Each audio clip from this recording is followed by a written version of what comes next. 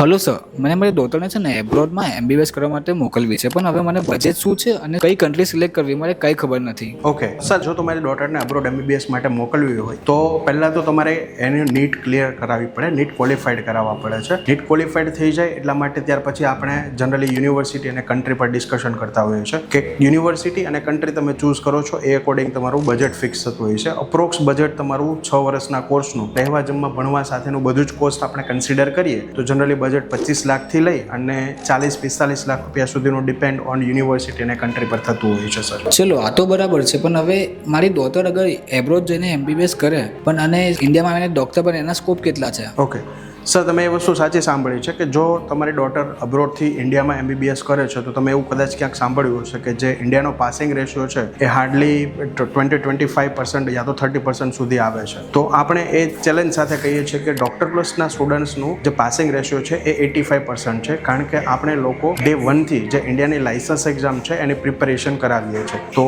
તમારું બાળક જ્યારે ઇન્ડિયા પાછું આવે છે તો એની લાઇસન્સ એક્ઝામ ફર્સ્ટ એટેમ્પથી સારી રીતે ક્લિયર કરી શકશે એવું આપણે કહી શકીએ છીએ. ઓકે, તો હવે મને ડૉક્ટર પ્લસની મુલાકાત લેવી હોય તો મારે ક્યાં આવવું પડશે? ઓકે, ડૉક્ટર પ્લસની મુલાકાત લેવી તો સર તમે આપણે 401 ઓપેરા બિઝનેસ હબ લજામણી ચોક મોટા વરાછા સુરતમાં આપણે હેડ ઓફિસ છે, ત્યાં તમે રૂબરૂ આવીને પણ આપણી વિઝિટ કરી શકો છો અને તમારું 1-to-1 કાઉન્સેલિંગ પણ કરી શકો છો. ઓકે, હું આજે જ વિઝિટ કરીશ. Okay sir, thank you.